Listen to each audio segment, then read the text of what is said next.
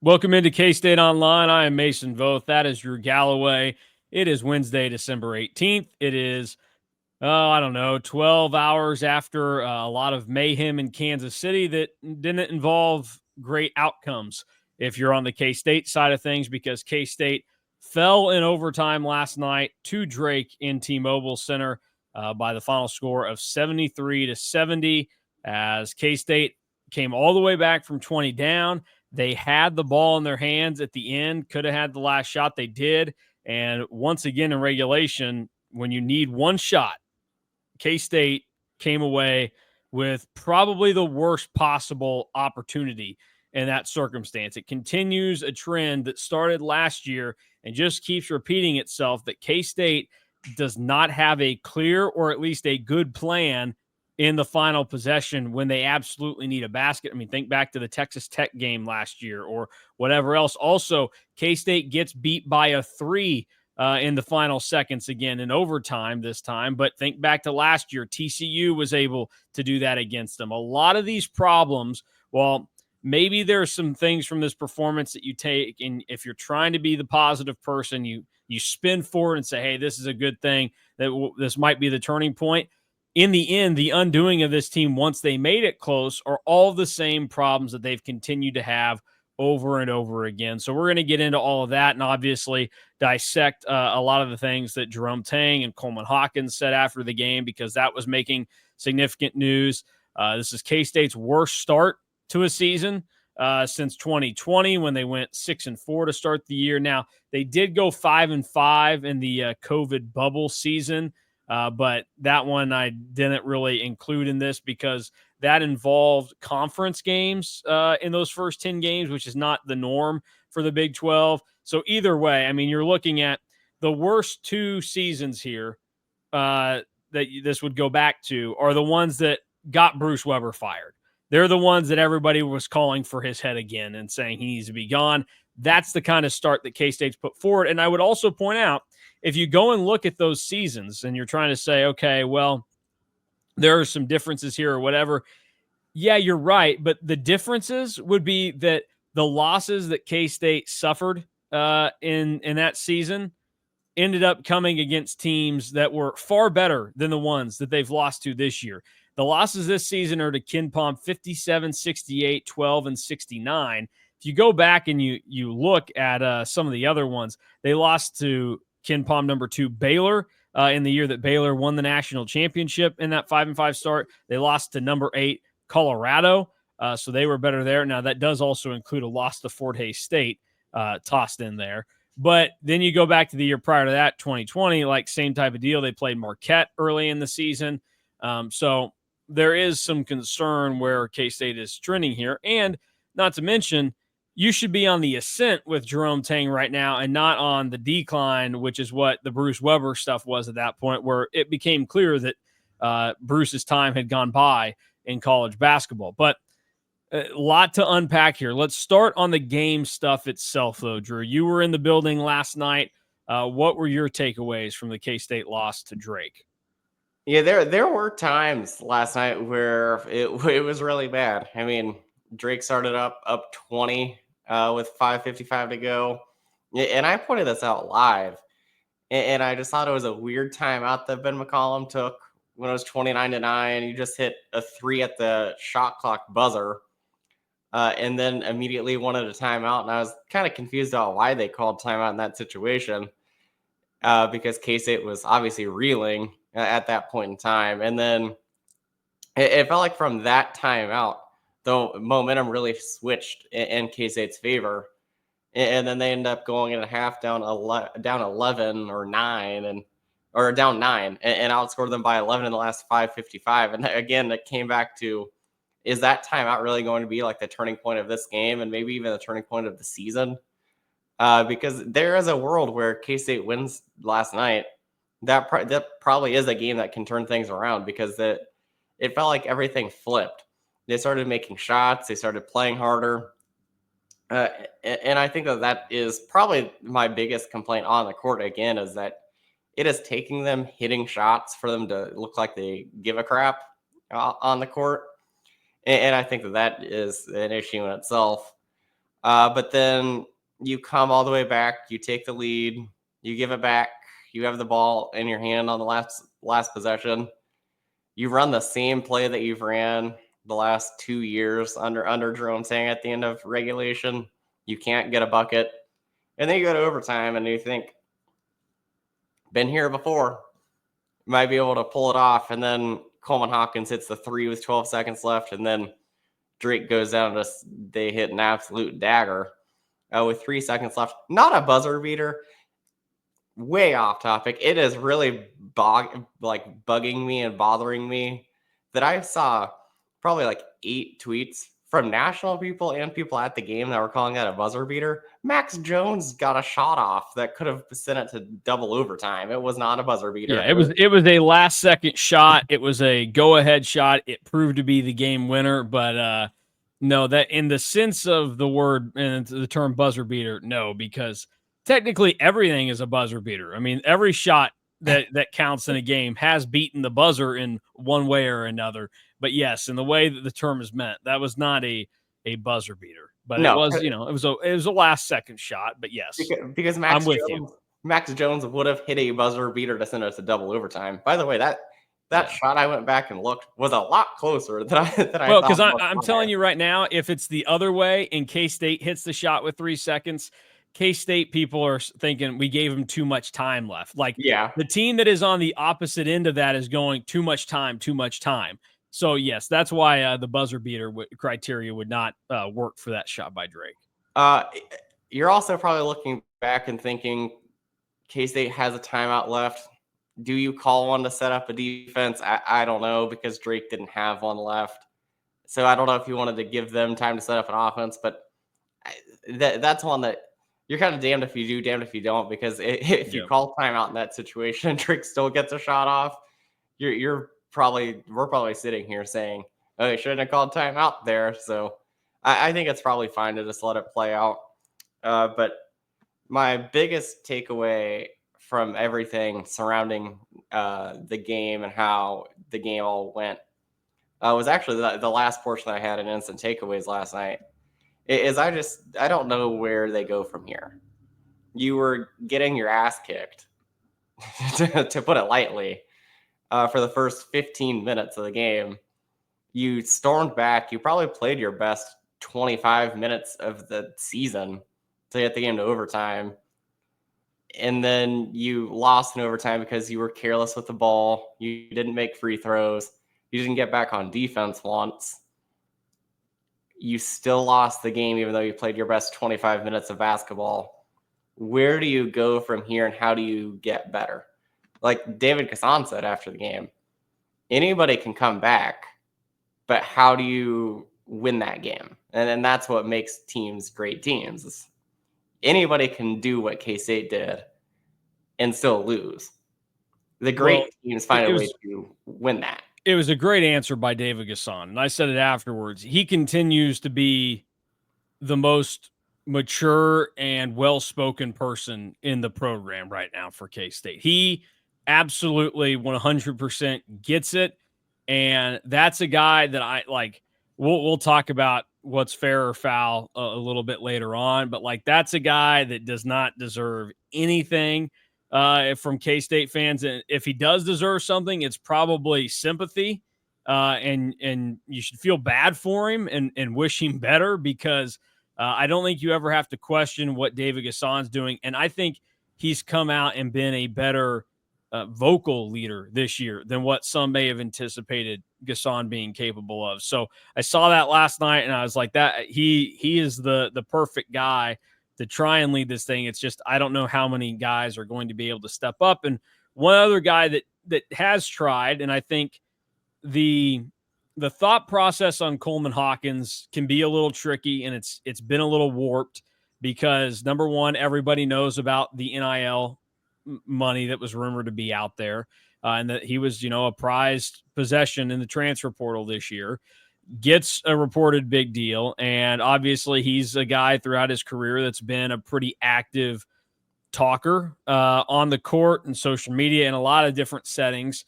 And so there are things that can be done that can rub people the wrong way, but I think people get that confused with where his effort and mindset is. And like, I think he probably had a wake up call early in the season and realized that how he handled things after the LSU game wasn't very good. And I think he's been a lot better since that point. And last night he kind of broke down and he realizes the problems that the team has. We can't let people get out to a 20-point lead. 2, we need a rebound, finish plays. We can't turn the ball over like we did late. You have to possess the ball. I take accountability. I miss free throws. You got to make free throws. I shot the ball pretty well from the free throw line last year. I don't know what the difference is this year. I take accountability. CJ made an elite play on the ball when we did turn the ball over, and I was expecting him to foul or the guy to make the layup. I didn't sprint back, and they got a put-back layup. That's 100% on me, but just plays like that, we can't make plays like that. So, we'll learn from it, and 0-0 come in conference play, so we just learn from these things. So that right there talks about a lot of the stuff. He obviously is taking his accountability there. That to me came off as even more sincere than his apology in the Bahamas after they played that game and he was doing the interview. And I also think like it illustrates what the problems with this team continue to be. And this also kind of goes to what David Gasson is saying more in a philosophical sense, but anybody can come back, but can you win the game? Anybody can say the right things, but can you do the right things? And Coleman Hawkins last night realizes that he screwed up when CJ Jones ran down the floor, got what would have been a very important block late in the game. And unfortunately, not another player in white was, I think, even across the half court line at that point. And it led to Drake getting the bucket that they were trying to get anyways. And Coleman Hawkins wears it and takes it there. That's an everybody on the floor thing. The second the ball is going the other way, you should be going back the other way in that moment. And he takes the accountability and the responsibility for it. And I wrote about this last night, was think back 2 years ago in that same building and think about Desi Sills and how many blocks he had in that game against TCU that, yes, K-State did ultimately end up losing, but most of those came off of turnovers. He raced back, got down there, got the block. And when you go back and watch those videos, because I did last night, you every time see at least 3 other white jerseys on that side of the floor with Desi Sills. Now, one of the blocks ended up still leading to, I think TCU made a 3 off of it, but that's just, one of those bad bounce situations. Whereas last night it was nobody else hustled back, and it led to Drake getting a second chance opportunity that they capitalized on, and that continued to be a problem last night. I mean, Drake won the second chance points battle in the game. It felt like there were multiple times where K-State should have had an offensive rebound that they didn't end up going. Some of the other things, though, that I want to hit on game-wise, because the CJ block no help was a big deal. I think that's something that should be pointed out. Other specific to the game type stuff. Once again, bad end of game situation for K-State. And we've seen this over and over again. We already talked about it. This is what Jerome Tang had to say on the last shot. We should have done a better job of, running something that gave us a better advantage. And that was my call, and it wasn't the right call. Yeah, so there you go. Things we know, but at least you have to look at it. The problem is, and the reason why I play that is, this isn't like this is the first time that this has happened. This has been a common criticism for Jerome Tang and his staff over the last 2 seasons, where a lot of it has just turned into, okay, let's give it to our guard. Let's hope they make a play out of it. And that's what kind of ended up transpiring last night. And I don't know that situation it has worked as much as they would like, or at least, Tyler Perry, you think about it, he bailed them out in a lot of situations last year like this, whether it was those games that went to overtime with crappy teams early in the year that people told me that I was being too over analytical about and that they didn't mean anything. It was okay, actually. It turned out I was probably onto something there.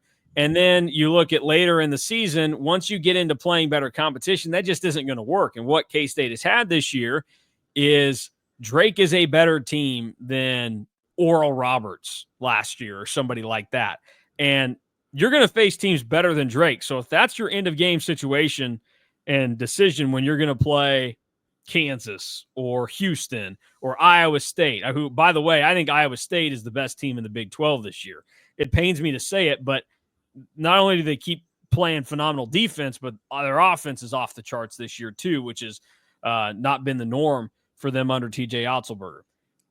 Yeah, and it's, again, that end-game situation that we've seen time and time again where you can't really get a great shot. I mean, I think that going back, if you're going to run that play, which we've seen K-State, that's like their go-to at the end of games. Give it to a guard and pray.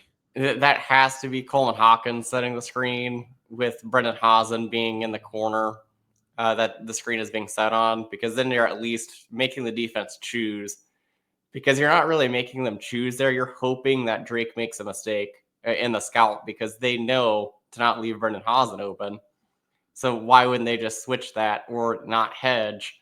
And that's exactly what Drake did, where at least if you have Hawkins set the screen, if they hedge it, Hawkins is open to shoot a three. If they don't, Doug is probably able to get around the corner, and they're not going to play help off of Hazen on the corner, so he can probably turn the corner and get to the bucket. There, you just kind of gave it to Doug and Hazen and just hoped that they could find a shot. And that's another one where, again, you probably look back on this, and when things weren't looking like they were going to work, because that play was kind of doomed from the beginning. Yep. You still had another timeout that you could have used to try and draw something else up with like 6 seconds left, because they took it all the way down to about 8 seconds before they started running any action. But as soon as Hazen came up, Drake knew what the play was. That's when you can immediately just call timeout and start over. Yeah, and that's the other situation too, where I get this is the thing, and this is the way that some try to organize this, but in my head, you're almost better off at least doing some things, and like you can kind of have some like dummy motion there that like isn't necessarily what you're actually wanting to do, and make sure that guys can kind of change their spots to where, okay, we can run something or what we want to run no matter what position you're in. If you're on this side of the floor or this side of the floor, we can know because we have enough time here to analyze, okay, we can switch it, we can figure this out. That's one of those where I think you should still be looking for the opportunity for a really easy shot, because if you can guarantee yourself a bucket to, make it 65-63, as opposed to just taking your chances for the last shot and saying, okay, we either win this or we go to overtime, I think more times than not, you probably end up winning out in that situation. It's better to have the lead with 3 seconds left than it is to still be tied, because as we saw last night, K-State, they didn't make their shot with 3 seconds left. You go back 2 years ago, the tournament in the Cayman Islands or wherever it was, where, LSU didn't get the shot off in time. There was time on the clock when K-State gave it back to them after a last-second shot, but LSU couldn't convert. There's a lot more pressure on you in that situation as opposed to a team like Drake getting 5 more minutes with K-State. So that's one of those things too. The end of game has to get better, but right now there's zero evidence that it is going to improve for K-State unless Marquise Noel and Keontae Johnson, two of the best players over the last decade at K-State, end up walking through the door and getting Magic eligibility again. Other things that I want to bring up game-wise, 2 more. The perimeter defense, still a massive concern. You think about how they were victimized last night by Mitch Muscari.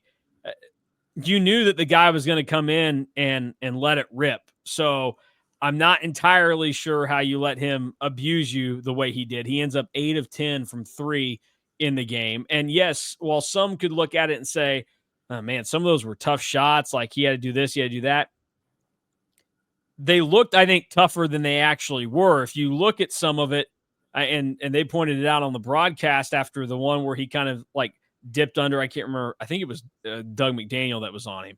Kind of dips under him. But while he kind of contorts his body and gets in a little bit of a different angle than what you're normally shooting from, he was still able to do every other part of shooting the basketball that was picture perfect. The form looked good. The follow through looked good. It was a clean look because he just had a dip under Doug McDaniel. And then we see in the end of the game, once again, just ends up being too much separation with Brendan Hazen ultimately defending Sturts, who gets the game winner to go down from 3 and beat K-State there. And look, outside of Mascari, Drake last night was 1 of 6 from 3.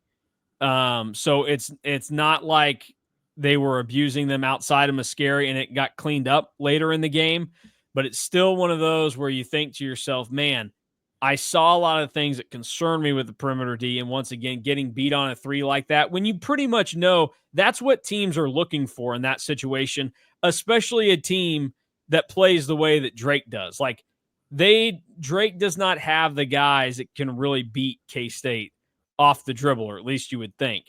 So that was a problem. And then the other one that I would like to point out in this game that I thought was wrong and poor timing with how this ended up working out. Jerome Tang getting a technical foul early in the second half, inexcusable in that moment. Absolutely inexcusable in that moment, because you come out, you're down to start this thing, but you get that bucket, and then you gift points to Drake just like that. Coleman Hawkins got the basket and make it a 7-point game, and then you get the technical, and Drake goes and balloons it to a 10-point game. Now, after that, K-State did make their first real push of the evening, and they did eventually get it down to 3 over the next roughly 3 minutes of the game. But I don't necessarily know that that's what Jerome Tang was doing. And I think, again, it illustrates a lack of feel throughout the course of the game where you just there's no point in doing it in that moment. I don't get it. I don't think he was thinking in that situation. And look, I understand there are times where the refs need to hear it. They need to get it. You should be asking for the T. But in a game where you're already down by 7 against Drake, I don't know that giving them a free opportunity there is great. And I thought that was poor timing on what he was doing, and you have to be aware of the situation there. And I know that some people were like, okay, well, he was talking to Tony Padilla, and Doug Sermons is the one that teed him up. Look, that's just how this thing goes. I mean, these guys are – the 3 refs on the floor are a team. Doug Sermons is the lead of this team, and when he sees one of his guys getting hassled, and he's probably already heard it throughout the night, he is going to be a lot stricter and looser with the punishments that he hands out when it's not directed at him and it's directed at members of his crew. He's going to come in and show that he has their back and that enough is enough.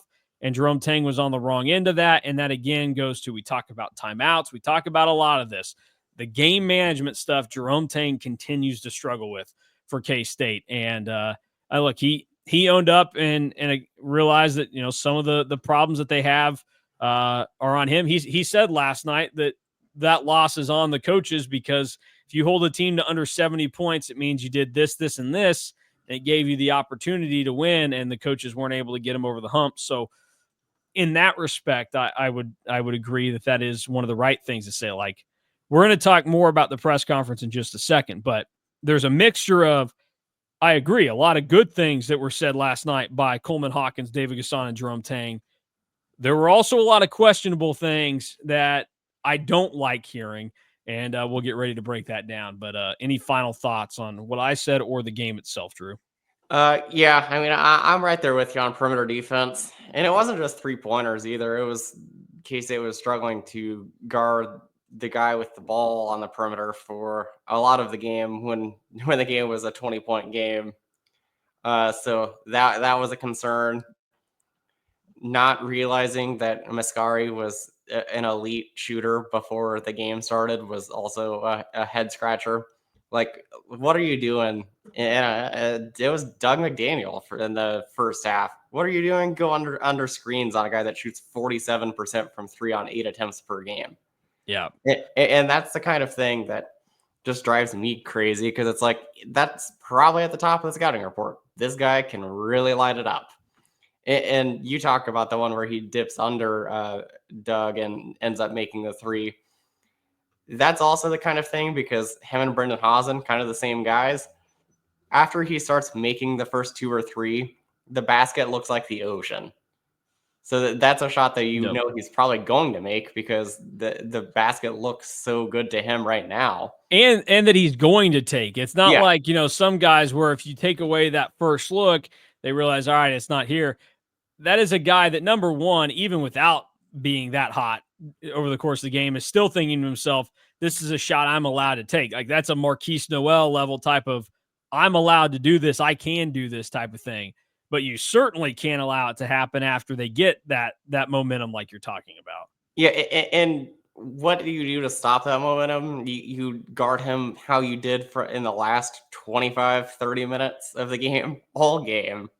Like, he didn't get as many open looks in the second half, and then really the last 5 minutes of the first half, because K-State finally respected him.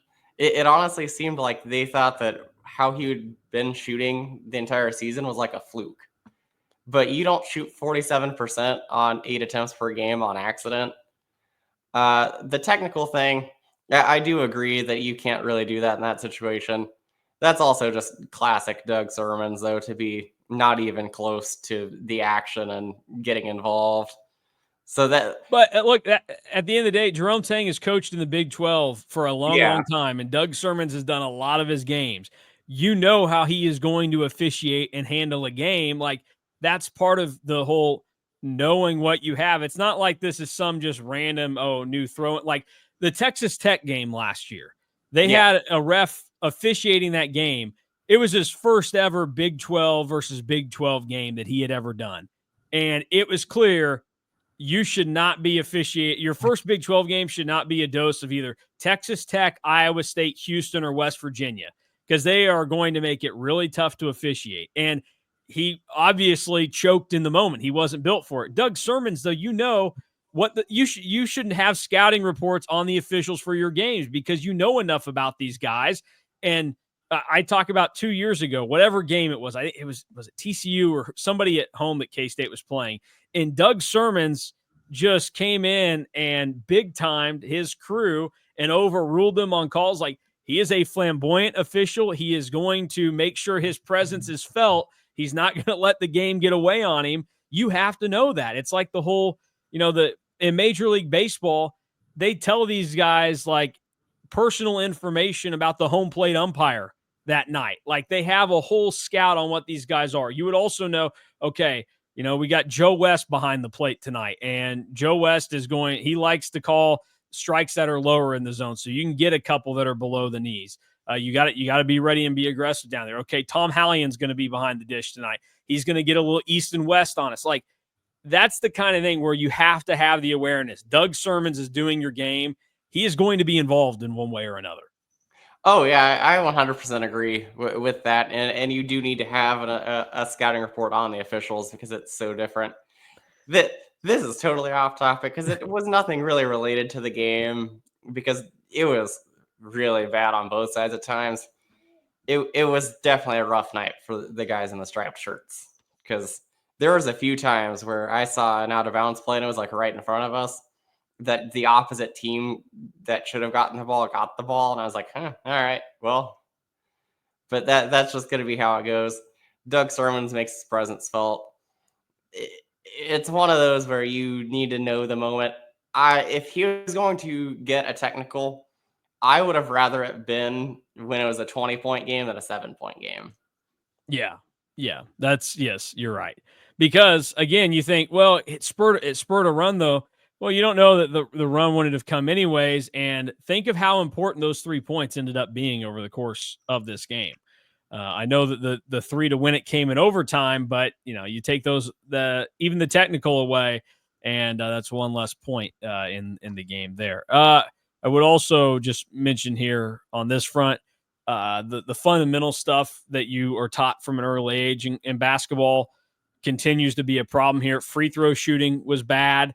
We've talked about effort so much this season, and highlighted there by nobody getting back when CJ Jones went and tried to get the block, and then rebounding was another thing throughout the game where the totals end up being a little bit more friendly than what you would think. Drake only out rebounded K-State 31-26, but they were tied on offensive rebounds. And again, K-State should have had an advantage there, because if you look at the top minutes getters for this Drake team, and you go look at the size of those guys, it's 6'6", 6'8", and 6'8". Like it's not a big team you're throwing out there, and certainly not even bodies as big as what K-State had out there. So very maddening on that side. Rebounding is also an effort stat. Yeah. Yeah. And a lot of times the offensive rebounds Drake got did look like K-State could have done a little bit more. All right, we'll take a quick pause on all of that and remind everybody that the holiday season's here, and also that football still kind of exists, and K-State getting ready for the Rate Bowl in 8 days. But with the holiday season upon us, this is your chance to give the gift of Ireland. Whether it's for yourself or the Wildcat fan in your life, an incredible trip to Ireland for the Aer Lingus College Football Classic is the perfect way to kick off the 2025 season. Enjoy all the sights, sounds, and excitement of Ireland while cheering on K-State in one of college football's most unique settings. Get ready for a once-in-a-lifetime experience. Visit cats2ireland.com to learn more. That's cats, the number 2, Ireland.com. Now let's get into what everybody is really here for, and that would be the comments from Jerome Tang and Coleman Hawkins last night after the K-State loss, where they called out a faction of the fan base. And there are a lot of layers to it, because there's the cut and dry portion, but you also have to dig under the surface a little bit and get a little bit more. But here is the initial comments from Coleman Hawkins that kind of started this firestorm. Coleman, what is your message? And David, you can chime in on this as well. What is your guys' message to the team as you guys get ready to go play Wichita State? Me personally, I feel like it's us versus everybody. I can't go on my phone without people wishing the worst for me, and wishing not just for me but for our team, and it devastates me. I just went on my phone and saw someone say, "I hope you break your leg." Like that's the kind of stuff that our team has been dealing with all year, and it affects me so much, because like I don't wish that upon my worst enemy. And we go out, we practice every day, we play hard, we're doing the best we can. So it's just my message would be, it's us versus everybody, and we can control what we can control, and all the other stuff we'll just have to tune out and lock in the rest of the way come conference play. So there are the things in this where absolutely 100% out of line, but also this is where you have to have some nuance in your conversation about this kind of stuff, because most people, if you're watching this show right here, you're aware of what social media is. You probably have a Facebook profile, or a Twitter profile, or whatever form. In some way, you've been involved in social media before in most circumstances. And what you know from that is that, yes, there are some nasty things that get said on there, but you also realize that a lot of times the people that are saying the stuff like Coleman Hawkins brought up, the breaking the legs thing, like that's totally out of line. It's total crap. Like, you're a worthless person if you are posting that. But at the end of the day, we also know that, I have yet to see somebody with their actual face or their name on a profile say something like that. It is the nameless burner accounts that, again, are outlandish things that get said that don't really have a ton of meaning to them. And it's not to take away from how bad what is being said actually is, but like, I would liken this to a lesser extent, but to the people that, and you can even use it in a sports sense, that say like they've gotten death threats before from some of this. Somebody saying that they hope you die or that they're going to kill you on social media in a situation that really doesn't warrant it. Is that an actual death threat, or is that somebody just saying something outlandishly stupid and uncalled for?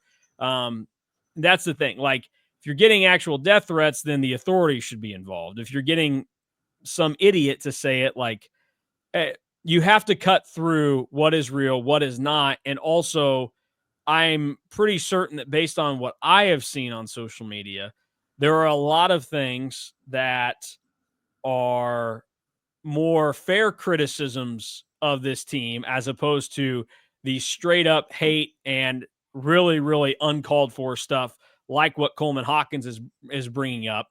And you think about then the question that Cole Carmody from Go Powercat asked there to lead into it. It was odd that that was the response by Coleman Hawkins. And it felt like that was almost maybe a premeditated, I'm talking about this afterwards here in this press conference to bring it up. And is it to deflect? Is it warranted to call out? I probably a little bit of both there, but it's all about the timing and also realizing that 90%, probably more than that, but a high number of what this team would see on social media that is negative is probably warranted criticisms as opposed to the really uncalled for and stupid stuff that should get people booted, which is, I hope you break your legs or something. Because again, totally uncalled for, but it almost to me, and I know a lot of fans, comes across as deflecting after a loss and calling things out as a whole, as opposed to, kind of locking in on one specific thing. Yeah. Again, to start off here, if you're tweeting at Coleman Hawkins telling them that you wishes that he breaks his leg, you are an absolute loser. And you would never say that to him in real life. So don't post it on social media. I think that's kind of just the general rule with social media. If you're not going to say it in real life, maybe don't say it online or attach your face to your profile. Burner culture, I think, is pretty gross in general. I mean, yeah, the three of us have dealt with burner culture and we don't even play sports. So they're all just kind of weird and gross. And I think that if you don't have your name attached to your profile, you're kind of a weirdo. But that's just another topic for another day. But it is, the timing of it is a little bit strange. And I think that is, I think what will rub people that haven't wished this team ill will on social media the wrong way. It is, now you're 6-4, you're 0-4 against a team with a pulse, and you're kind of talking about that and how they kind of go. It's just interesting timing to me and makes me, again, just leery of how the rest of the season is going to go, because it does feel a little bit like deflecting. And it especially feels like deflecting when another thing that we're probably going to get into is Jerome Tang talking about the increase in IL budget at K-State and how they're kind of feeling pressure on because of that. Like that is something else that is feels a little bit like deflecting. Yeah, at the time. It is something that will rub a lot of people the wrong way, because last year Jerome Tang was asking for more NIL money. Now they get it, and it's okay. Now there's too much pressure that goes with it, and that you can't have both. And that is the hard part right now, because I mean, we are two of the biggest believers of this K-State roster out of anybody. I mean, we had K-State pick the highest. I would not put myself in that boat anymore. No, like we were the two that were really outspoken and vocal about, we think that this team could be really good, and if they could get all the right pieces to fit. Now that the pieces haven't fit, it just feels off strange to say, oh, well, we're also kind of feeling the pressure and anxiety of having this NIL money out there, when you can't have it both ways. You can't have people, somebody leaked it out to somebody, to Jeff Goodman, that said that K-State has one of the highest NIL war chests in college basketball. So you can't have somebody leak that out and then not produce and then say that you're feeling the pressure that comes with that, because then you're really going to turn off a lot of the fan base. And I think that that's kind of a lot of the discourse that I'm seeing more than any of the Coleman Hawkins stuff actually is.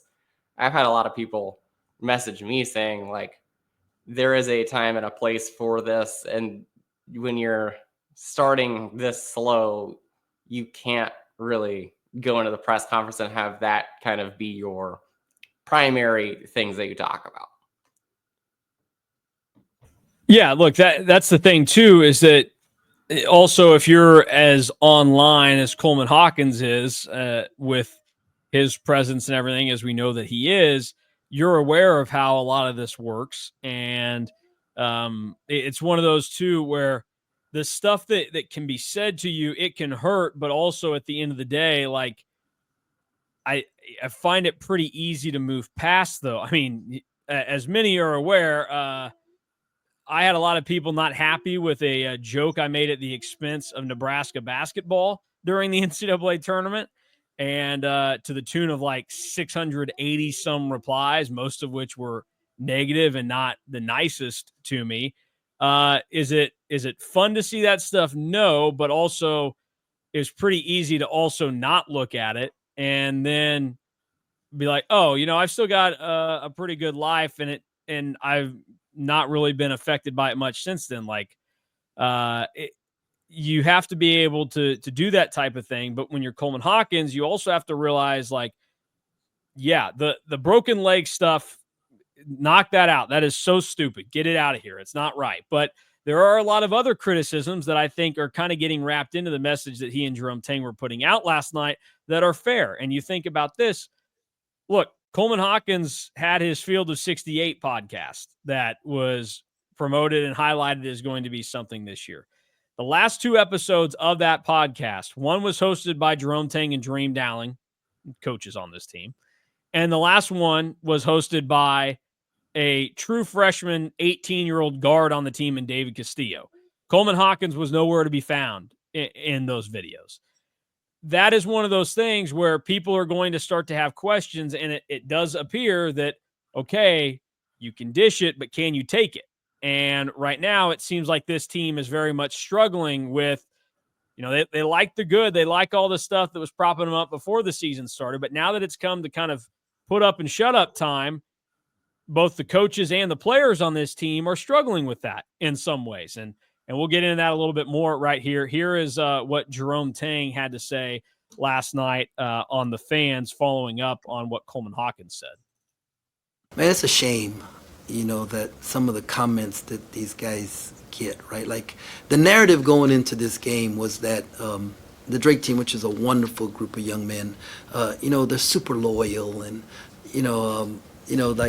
they went with their coach, and, together. Well, I mean, you look at the guys on our roster, right? Like, let's talk, like, all the ones that we brought in either had graduated from the university they were at, right? So they had an extra year that allowed them to do something, or their coach either got fired or left, right? So, I mean, you talk about, like, loyalty. Like, I got a great group of dudes there, and they're working really, really hard, and they're trying to put into just a few months what some of the teams have multiple years to do. And, you see a lot of this, but for any fans, like the ones who are, or any people who are reaching out and saying negative things to these guys, man, shame on you.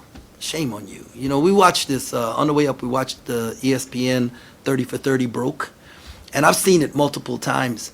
But the thing that stood out to me this time was all of the athletes talked about the pressure that built when they got money, right? The first few times I watched it, it was about how they just wasted their money.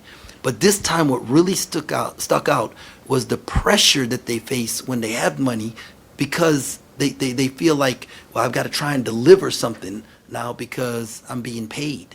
And these young guys, they're feeling that pressure, right? And for fans, so-called fans, to like add on top of that, that's a crime, man. That's just terrible.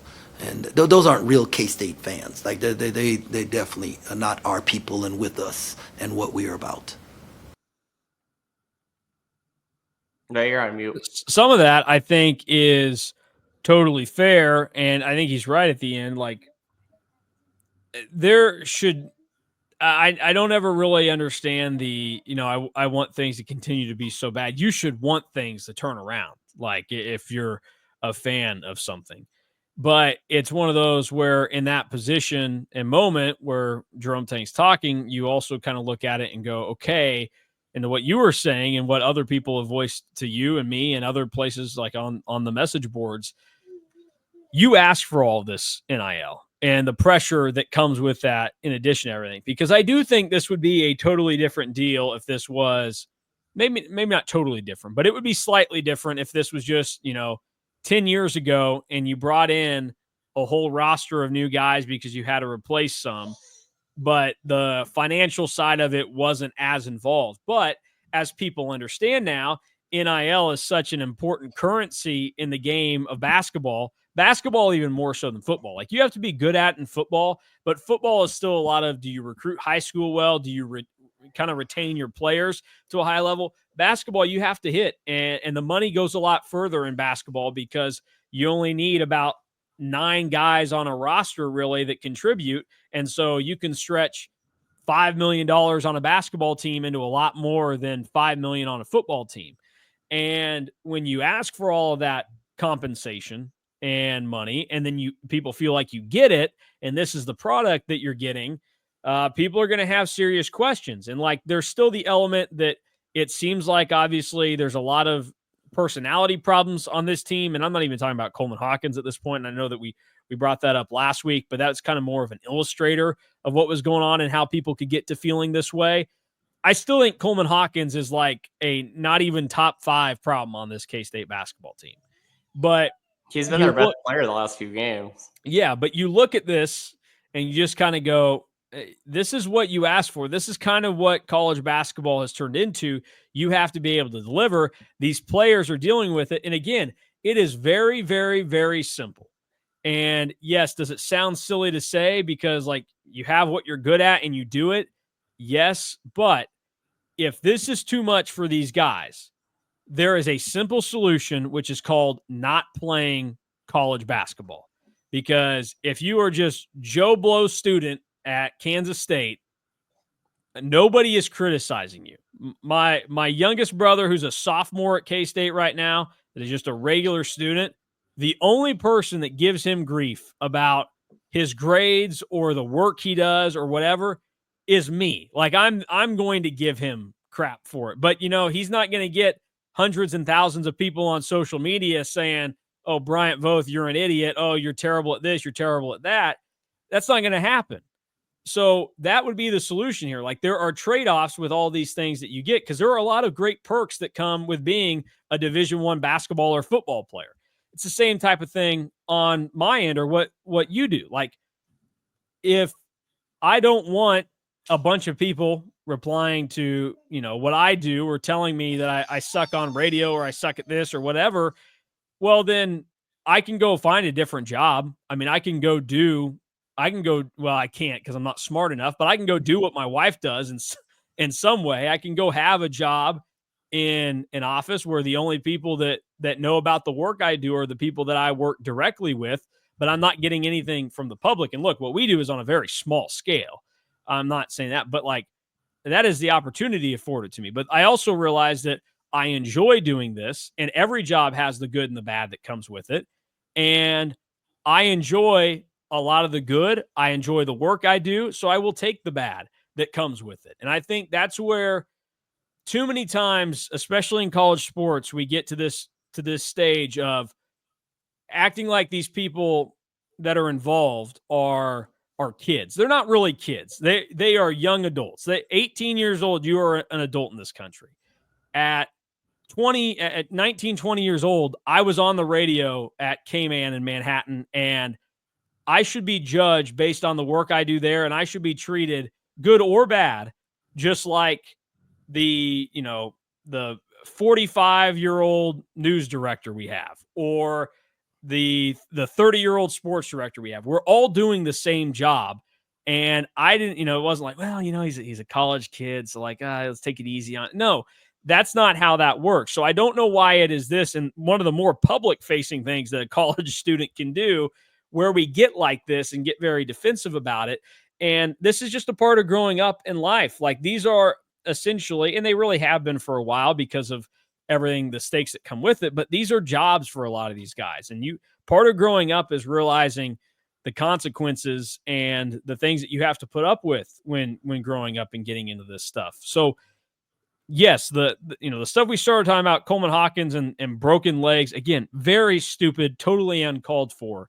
But if people are criticizing the record, which you absolutely should, or some of the things that this team has said and done, some of the questions that have been asked, and then the way that it's been handled by members of the team, all totally fair game. And then again, you are looking for production from guys that you feel like were compensated at a pretty high level. And Jerome Tang talked about that last night as well. And Fran Fraschilla got kind of a shot out of nowhere from it. We it is hard. I'm a 58-year-old man, and I feel it, and I tell the guys that I feel it, and it changed how I was coaching early in the year, and I've been real transparent about that, and I had to find that balance, of that, because I'm called to love these dudes and help them mature. They're still young men, right? Like 18 to 23-year-olds that, they have to learn how to grow and handle it. And the lack of leadership at the NCAA and some of the decisions that were made with people way above my pay grade has put us in a vacuum where we have no direction, and we've thrust all this upon these young kids, right? And then we tell them, now be adults, right? Like I heard Fran Fraschilla say the other day, when a kid from another school missed a shot, he said, they pay him way too much to miss that shot, right? I watch NBA games, and they never say that about NBA players who make way more money than that, right? But Fran spoke what everybody's thinking, but it's the wrong thinking, right? It's wrong, and so, man, all we're going to do as a staff, we're going to keep loving these dudes. We're going to teach them how to, deal with the anxiety that comes upon it, and view it differently, and build their faith, in something that's greater than just bouncing a basketball, and help them to handle this so that they can become the men, husbands, and fathers that they're capable of being. So again, that blends in some of the what I think is good and fair and smart from Jerome Tang to what I do feel like is a little bit of deflecting, just like earlier when he talked about, the roster continuity stuff and comparing it to Drake. And my thing on that is, number one, Drake lost their coach last year. Darren DeVries went to go be the head coach at West Virginia. So Drake lost their best player from last season, Darren DeVries' son, who went to go play at West Virginia for him. And then you look at everything else that goes into it. They hired a coach from the Division II level. He comes up, brings some D2 players with him, and those were the guys that beat you last night. And roster continuity is a big help in college basketball. But it's going to fall on deaf ears when you realize that the best team that Jerome Tang has had at K-State in 3 years was a team that only had 2 players returning from the season prior when their coach got fired, and they were able to put this together and make it to an Elite Eight. So that's one of those, again, where I think it's focusing on the wrong things. And the same type of deal there when you talk about the NIL and you're discussing the criticism and the hate and everything.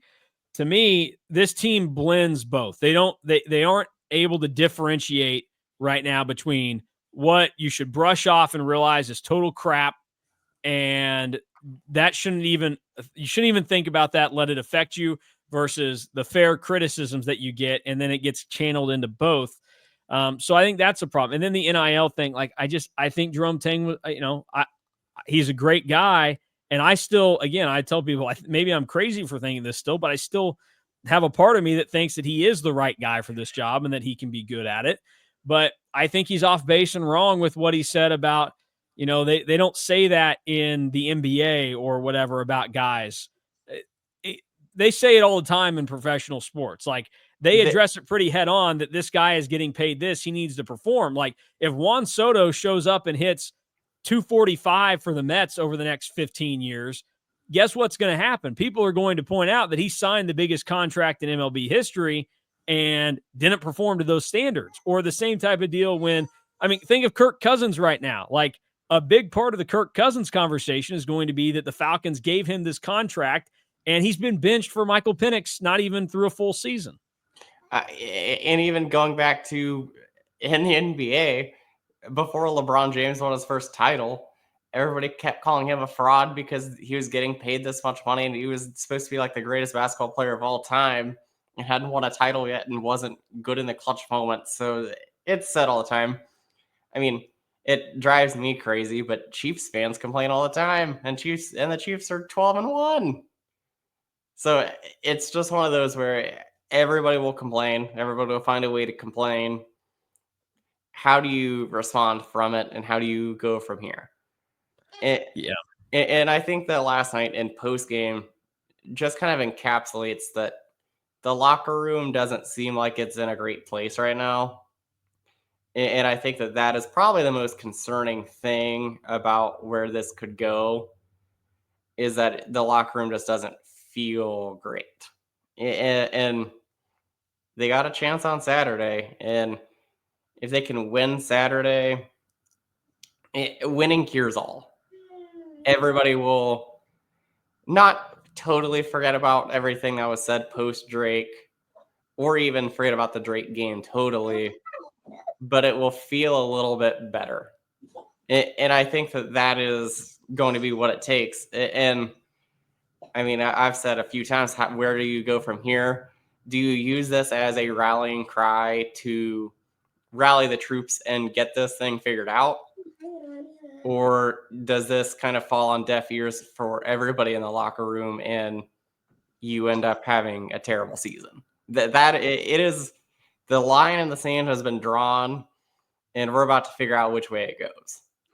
Yeah. And, Coleman Hawkins had the right thing to say there, like, conference play, you're 0-0, like it's a fresh start. And that's absolutely true.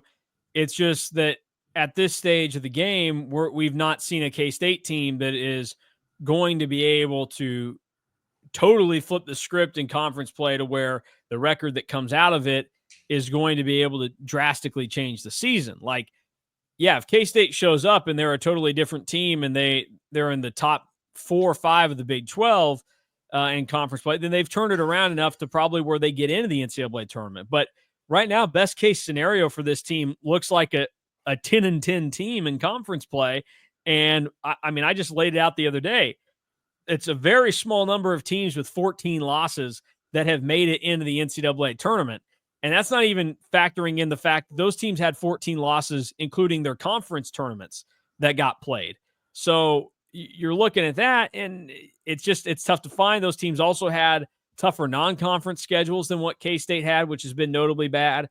But you're right. Things can be flipped around and be thought of differently depending on how they play on Saturday against Wichita State, who, by the way, lost at home to Kansas City by double digits last night. They trailed by double digits most of the game. So neither of the former Scott Drew assistants had their teams playing their best basketball ahead of, honestly, what becomes the most important game of the season for both of them, for the same reasons and different ones. For Wichita State, this is the biggest game that Koch Arena has seen in a long, long time. And for K-State, this is, if you want to try and stop from the tomatoes getting thrown at you, at least for a little bit, you have to beat the mid-major in-state school that you're about to face that just lost to Kansas City.